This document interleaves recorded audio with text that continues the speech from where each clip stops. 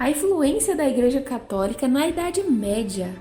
Nós vamos ver um pouquinho nesse vídeo sobre a sociedade, sobre o clero secular e o clero secular. Se você ainda não é inscrito aqui no canal, se inscreve e, claro, deixa aqui o seu comentário. Vamos lá! A sociedade medieval fundamentava-se na ideia de que cada um tem o seu lugar determinado por Deus. Por isso, uma palavra bastante associada à Idade Média é o teocentrismo, pensamento que considera Deus como o centro de tudo. Em outras palavras, confere à religião um papel fundamental em todos os aspectos da sociedade. A Igreja medieval teve grande influência. Durante o século VIII, a Igreja medieval recebeu contínuas doações de terrenos, tornando-se proprietária de uma vasta região localizada na Península Itálica, o que fortaleceu o poder dos papas. O clero cultivava atividades religiosas e da administração dos bens da igreja. Tais atribuições conferiam grande poder aos líderes religiosos, que poderiam interferir em diversos assuntos das comunidades em que atuavam. Conheça um pouco agora sobre o clero secular. Quem são esses? São os membros do clero que realizavam batismos, oficializavam casamentos, dirigiam as missas, ouviam as confissões dos fiéis e, enfim, mantinham uma relação mais próxima com o secular, ou seja, com os problemas do cotidiano. Essa é uma das razões pelas quais esse grupo de religiosos eram chamados de clero secular. Todos eram submissos ao Papa e havia uma ordem hierárquica muito bem definida e clara entre eles. A ascensão a cargos de maior prestígio dependia muito das relações que se estabeleciam entre os membros do clero e muitas vezes da proximidade que um membro do clero conseguia estabelecer com o senhor feudal influente. O casamento era permitido aos membros do clero secular, ou seja, padres, bispos, arcebispos e até mesmo o Papa podia se casar. Estabelecer famílias.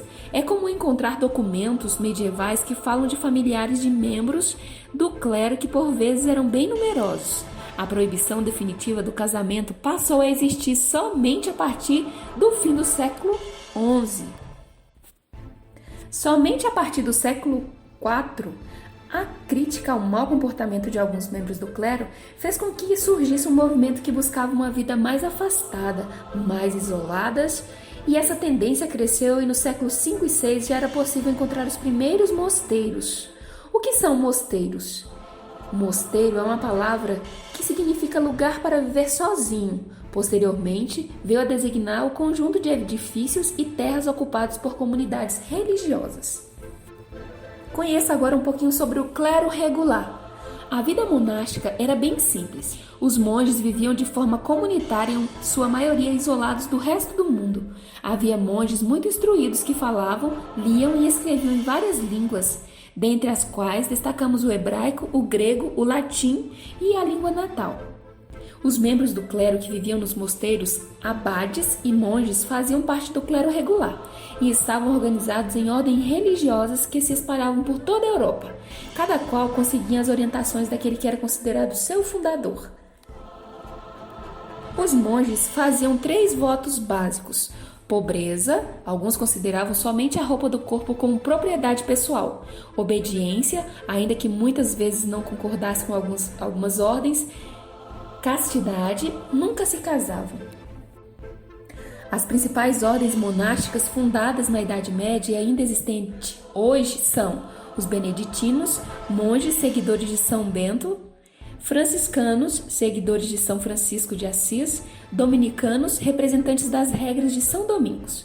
Na maioria dos mosteiros haviam bibliotecas consideradas preciosas e, como não havia máquina de impressão, eram trabalhos dos monges manter os livros vivos. Cada vez que um livro se deteriorava pelo uso ou pela idade, um monge o copiava por inteiro, para que as informações nelas contidas não se perdessem. Esse é um relato sobre a religiosidade medieval. Se você gostou do vídeo, deixa aqui seu like e, claro, seu comentário. Se inscreva!